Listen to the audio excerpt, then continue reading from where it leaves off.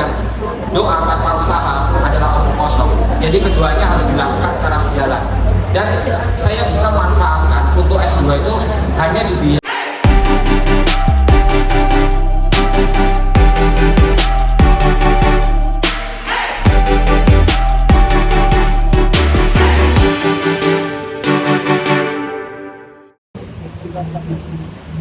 Assalamualaikum warahmatullahi wabarakatuh.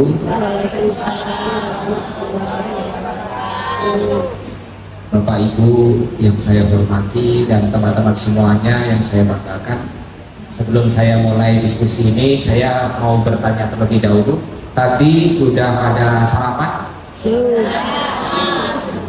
Ada yang sudah, tapi juga ada yang belum. Pada intinya hidup itu butuh sarapan, bukan hanya sekedar harapan.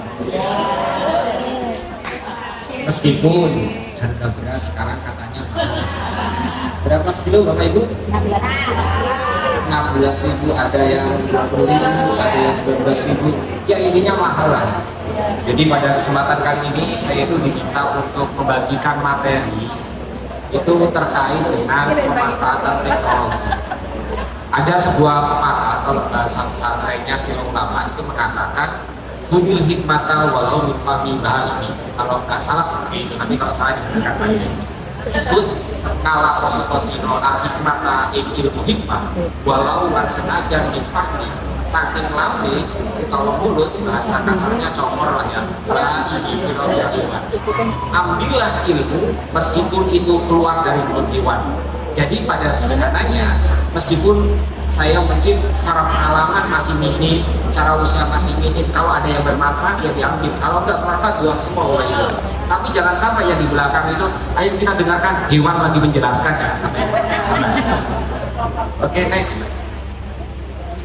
Jadi ini adalah foto saya ketika, foto ini memiliki banyak sejarah Bapak Ibu.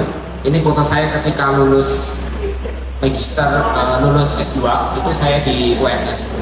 Saya mau bercerita sebelumnya, saya ini dari keluarga, ibu saya juga ikut fatayat juga, tapi di kampung, di desa, dan bukan dari keluarga pendidikan menengah ke atas, bukan.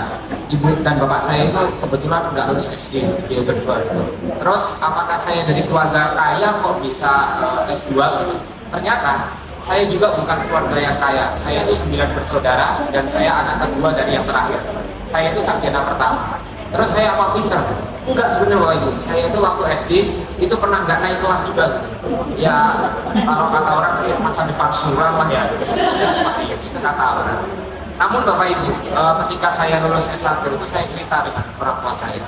Pak, nah ini pakai bahasa Jawa karena kebetulan saya ini dari Jawa. Meskipun kalau saya di Jawa, saya ini sebagai orang Lampung gitu. Tapi kalau di Jawa ya Lampung, Jawa. Saya diceritakan, Pak saya mau S2. Kata bapak saya, lah S2 itu biayanya dari mana? Kamu tuh harus bersyukur. Udah bisa S1 itu udah peningkatan pendidikan yang tinggi gitu. Terus saya ngomong, ya saya nggak tahu Pak. Tapi yang pasti saya sekarang punya penghasilan dari internet gitu. Itu singkatnya. Terus ibu saya, halal nggak nih? Wah haram. Aku main judi online kan, insya Allah halal kalau saya gitu kan. Bapak saya pada akhirnya mendoakan. Tapi saya yakin untuk S2 itu tidak cukup hanya dengan doa, karena butuh biaya Bapak Ibu. Dan karena doa tanpa usaha itu adalah sombong Bapak Ibu. Apa usaha tanpa doa itu adalah sombong, dan doa tanpa usaha adalah omong kosong. Jadi keduanya harus dilakukan secara sejalan. Dan saya bisa manfaatkan untuk S2 itu hanya dibiayai waktu berangkat. Ini saya storytelling dulu ya. Sewaktu berangkat itu saya dibiayai 50.000. Dan sampai dengan saya lulus 50.000 itu saya dikasih orang tua saya. Jadi saya S2 karena saya laki-laki dan dulu pernah main juga di pesantren ya. Kalau 3 hari nggak makan ya makan sih ya. Tapi ya makan seadanya dan sebagainya itu udah terbiasa gitu. Jadi saya hanya 50.000 dikasih uang ketika S2 gitu, sampai dengan lulus gitu. Tapi kedua orang tua saya itu selalu mendoakan. Nah, apa saja yang bisa dimanfaatkan untuk mendapatkan penghasilan dari dunia digital? Itu saya story cerita nyata dari diri saya. Karena saya punya visi itu jangan takut gagal. Kalau dalam Islam mengatakan bahwa habiskan masa gagalmu di usia muda, itu ada komanya kalau menurut saya. Komanya apa? Koma karena masih banyak kegagalan-kegagalan yang lain di usia tua. Itu kan mungkin kita harapannya nggak sesuai dan sebagainya, tapi kita harus tetap hidup dan kita jangan pernah menyerah karena rezeki nggak ada yang tahu gitu. Next.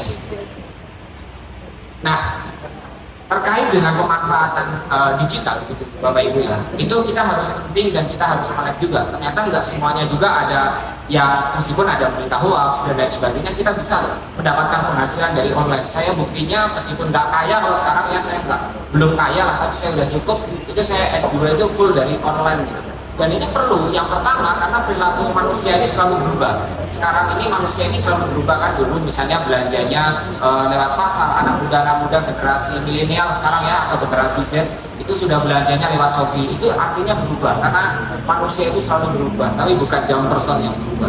Terus sebagai portofolio juga, jadi sebagai portofolio, jadi kita bisa mengeksplor diri kita untuk memperkenalkan diri sebagai portofolio.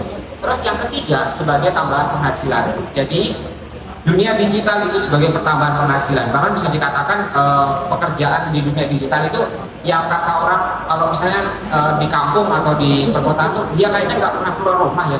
Tapi kok bisa beli rumah? Apa jangan-jangan ngepet atau lain sebagainya? Enggak, di situ ada peluang pekerjaan Bapak Ibu. Jadi ada tambahan penghasilan. Oke, next. Nah, ini adalah platform media sosial. Meskipun saya tidak memanfaatkan semuanya, tapi ada beberapa yang saya sudah dapat penghasilan ya, meskipun ya nggak banyak ya. Pertama adalah Instagram. Instagram mungkin ibu-ibu di sini atau generasi baby boomers ya, itu yang usia atau generasi X itu nggak punya Instagram, tapi anak muda mungkin tahu ya Instagram gitu. Nah, kalau Instagram itu fokus pada hal-hal yang menarik. Yang dijual pada Instagram itu adalah video yang estetik atau gambar-gambar yang bagus gitu. Terus yang kedua adalah Facebook. Mungkin di sini Bapak Ibu dan ibu muslimat khususnya punya ya Facebook. Sekarang ada Facebook Pro ya, Facebook Pro yang kita bisa lihat tuh aktivitas seseorang. Itu ada yang suka mengupdate dan Mbak Memet apa lain sebagainya lah. Saya itu sering memantau teman-teman saya itu banyak banget yang bermain FB Pro gitu. Nah itu kalau Facebook ini sebenarnya yang dijual mereka bukan mesin pencarian. Kalau kita mau mencari cara memasak atau lain sebagainya itu kan di YouTube ya Bapak Ibu, tapi bukan di Facebook. Jadi dia yang dijual adalah konten harian atau yang sifatnya lucu-lucu atau nostalgia. Jadi kalau misalnya mau ada konten seperti itu mungkin cocoknya di Facebook. Terus yang kedua, yang ketiga itu ada TikTok ya. TikTok ini pada video-video singkat, mungkin yang generasi anak muda ini yang usianya masih belasan atau 20 ke atas, 30 ke bawah itu masih banyak yang menggunakan TikTok. Bukan hanya untuk joget-joget aja.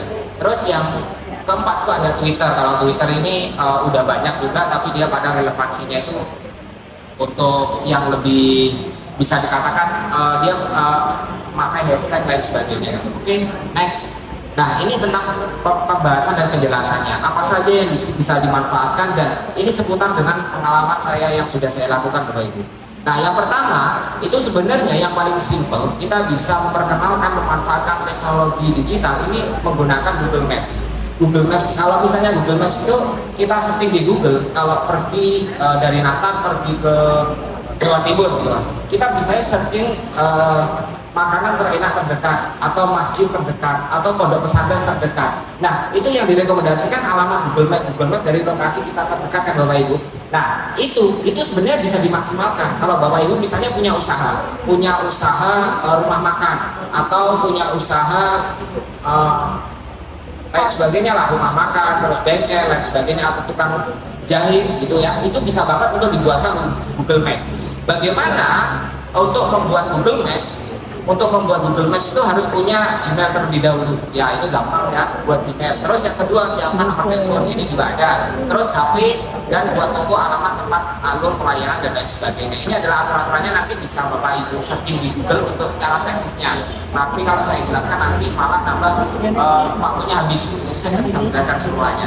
Nah, yang kedua itu saya pernah ada studi kasus. Ini juga kebetulan udah saya teliti. Saya dulu sempat main di pondok pesantren gitu, meskipun pada akhirnya saya nggak jadi kiai gitu, tapi sempat main di pondok pesantren itu sekitar 3 tahun. waktu kuliah saya mondok di mondok pesantren Darussaada di dekat Unila. Itu sebenarnya jauh dari Unila, paling sekitaran kalau naik motor 10 menit, kalau jalan kaki setengah jam ini.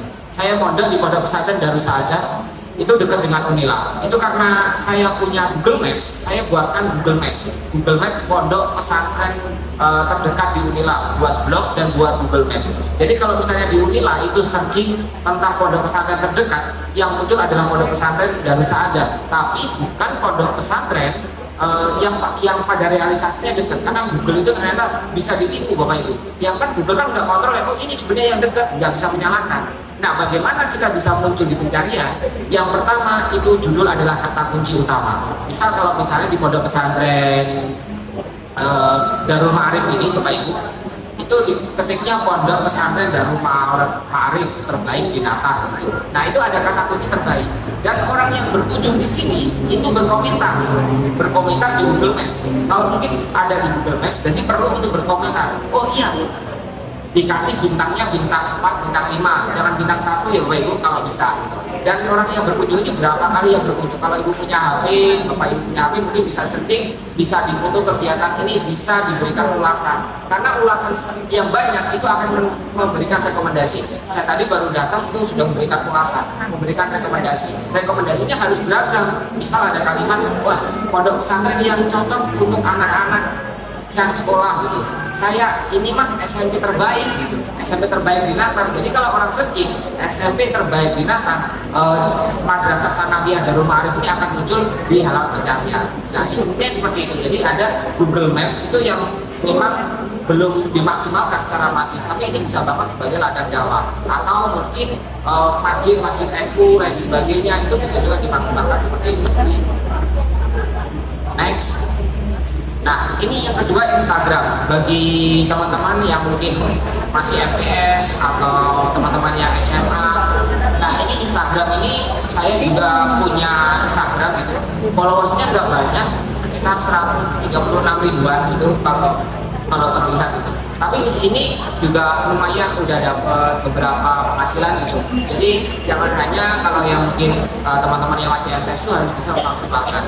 Dan Instagram ini itu cara saya yang pertama itu adalah membuat akun keistimewaan daerah. Jadi saya yang paling tujuan utamanya kan orang-orang nggak kenal tuh siapa sih Imam Mahmud, nggak ada yang kenal tuh Bapak Ibu. Mungkin yang kenal orang tua saya aja kalau saya udah ekspornya. Jadi saya pertama itu membuat akun publik. Akun publik itu apa? Akun yang menginformasikan terkait dengan kedaerahan, kuliner dan lain sebagainya. Kalau di Lampung itu ada Instagram namanya Lampung Gang. Kalau nggak salah seperti itu tadi ya, Lampung Gang. Nah, kita nggak tahu siapa yang punya Instagram Lampung Gang itu nggak tahu, tapi dia banyak followersnya karena menginformasikan Lampung. Nah, terus kalau mungkin di teman-teman yang sekarang sekolah atau lain sebagainya, buat aja informasi terkait dengan pendidikan di Lampung atau informasi tentang pencinta ulama. Nah, itu kan quote-quote dari ulama itu bisa dibagikan. Kami pakai akun publik. Akun publik itu bisa mendapatkan penghasilan minimalnya itu pengikutnya 10.000 baru dapat namanya pay promote dan sebagainya. Nah, ini yang kedua adalah Instagram. Terus next. Nah, yang ketiga itu adalah YouTube. Nah, ini YouTube kebetulan saya udah dapat silver button Bapak Ibu. Kalau dapat silver button ya lumayan lah ya. Subscriber udah lumayan. Jadi Bapak Ibu di sini nggak usah subscribe ya, karena subscriber saya sudah banyak gitu ya. Maaf Bapak Ibu sombong bercanda. Jadi ini YouTube saya itu sudah dapat silver prime button. Nah, YouTube ini sebenarnya simpel juga, asalkan konsisten dan istiqomah untuk menguploadnya gitu. Nah, kalau di YouTube ini sebenarnya cocok kalau informasi ini untuk teman-teman yang masih sekolah gitu. Itu cocok ya kalau misalnya informasi terkait dengan YouTube karena berhubungan dengan editing video gitu Pak ya. Jadi kalau di YouTube itu lebih pada simpel dan buat kalimatnya. Nah, kalau YouTube itu yang pertama harus untuk mendapatkan penghasilan itu minimal 4.000 jam tayang dan 1.000 subscriber atau 1.000 pengikut. Nah, itu udah baru dapat penghasilan. Penghasilan juga nggak banyak tapi lumayan untuk beli cemilan bisa. Next. Nah, kalau di YouTube ini buat awal itu ya, buat konten yang sejalan dengan hobi agar tidak bosan. Kalau di YouTube ini lebih mengandalkan pada pencarian. Nah, misalnya cara memasak apa bu, yang pahit itu apa itu? Pare ya, yang lompong itu apa sih? Lompong ya? Ada yang masaknya pahit gitu. Nah, ya pokoknya itulah ya yang pahit. Cara menghilangkan pahit daun kates. Nah, seperti itu. Jadi yang penting di YouTube ini adalah how to atau cara. Jadi yang cara-cara itu biasanya dibutuhkan gitu. Cara menghilangkan jerawat gitu. Anak muda biasanya banyak banget gitu ya. Atau cara apa ya? Pokoknya yang bersikapnya how to. Jadi kita memberikan informasi yang how to. Akunnya juga akun publik Bapak Ibu. Jadi kalau bisa buat akunnya itu sejalan dengan informasinya. Kalau kebetulan ini akun saya akun pendidikan gitu, lomba yang tentang cara juara puisi, cara juara pidato, cara kita menjadi moderator dan lain sebagainya gitu. Jadi itu terkait dengan cara. Terus buat bumper video dan kalimat menohok di awal. Kalau kunci di YouTube ini adalah 10 detik pertama. Jadi 10 detik ini nanti secara teknis itu buat kalimat yang menohok. Misalnya untuk anak muda, itu kalimatnya menohok seperti ini. Nggak bosen hidup miskin. Nah, biasanya orang itu langsung nonton selanjutnya. Oh iya, saya bosen, nah pengen nonton selanjutnya Bapak Ibu. Itu biasanya seperti itu. Kalau enggak, Bapak Ibu, ibu-ibu yang mau buat konten itu buat kalimat yang menohok di awal. Jadi biasanya nanti akan dibantu. Kalau mama FB Pro itu banyak ya. Halo teman-teman, saya akan menjelaskan cara memasak pare agar tidak pahit. Nah, itu kan formal banget bahasa itu. Tapi dibuat kalimat yang menohok gitu. Kalian memasak pare tapi pahit. Gimana sih sebenarnya cara mudah untuk menghilangkan rasa pahit pada masakan pare? Nah, kalimat itu kan mempengaruhi. Jadi intinya di YouTube itu adalah 10 detik pertama. Jadi dibuat kalimat menohok terlebih dahulu gitu kan. Kalau enggak konten-konten yang sifatnya menggunakan kalimat menohok atau yang pengen belajar, buat konten pokoknya yang sesuai hobi aja. Jangan yang buat konten yang sesuai hobi. Kalau kita punya pertanian, buat konten tentang pertanian. Kalau pinter masak, buat konten tentang masak gitu kan ya, dan lain sebagainya. Next. Nah, ini saya punya studi kasus Bapak Ibu.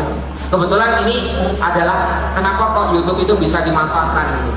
Karena bapak saya kebetulan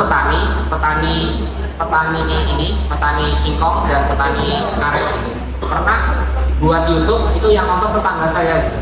Karena bapak saya itu kan namanya Mangin ya, jadi ada yang komentar seperti ini kan Mbah Mangin kok lebih kan gitu kan, padahal itu cuma di YouTube gitu. Saya cuma maksimalkan aja, dan bapak saya itu membuat konten tentang pati ubi Garut.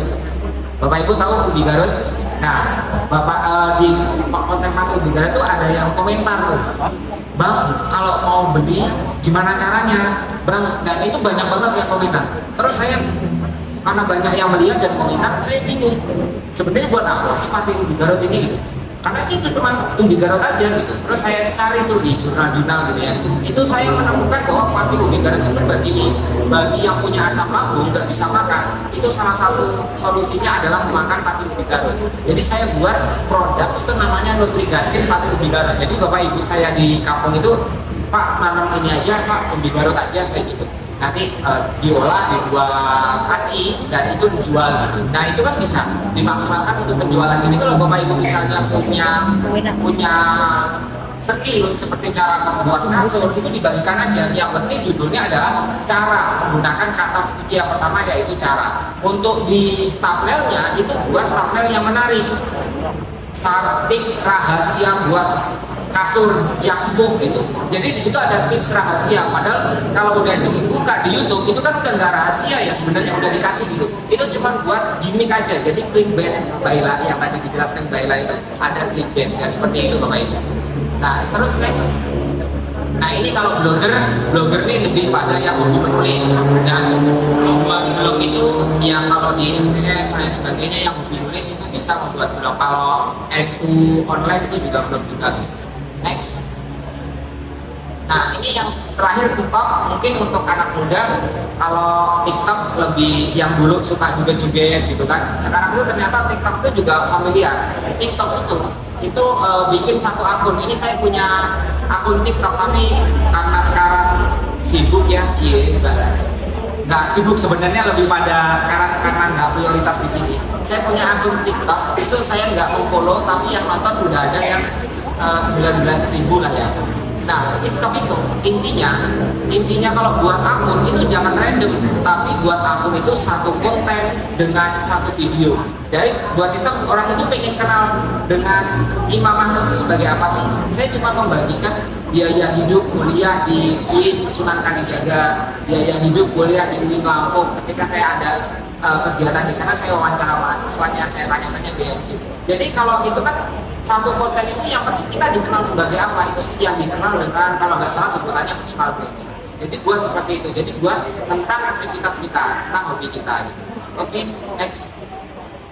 Nah, ini untuk Facebook ya, Facebook juga sama demikian, yang emak-emak itu yang penting buat Facebook atau lain sebagainya, yang mungkin ibu-ibu muslimah di sini kalau buat konten dan sebagainya yang aktivitas sehari-hari aja. Misalnya marahin anak, itu kan aktivitas ya, cara, ya sih, anak dulu saya sering dimarahin ibu saya gitu ya, cara menghindari anak untuk udah main di sungai. Nah, seperti itu kan dia aktivitas gitu. Tapi yang pasti untuk kalimat pertama buat kalimat yang menolong gitu, langsung dapatnya. Nah, kalau di Facebook ini kalian menolongnya jangan takut tenggelam sekarang, ternyata ada alat ini untuk bisa menolong agar tidak tenggelam. Nah, itu kan buat kalimat yang langsung menyentuh. Intinya kalau Facebook itu juga bisa buat namanya Facebook Pro. Nah, itu juga kalau penghasilannya saya jujur belum menjalankan Facebook juga itu.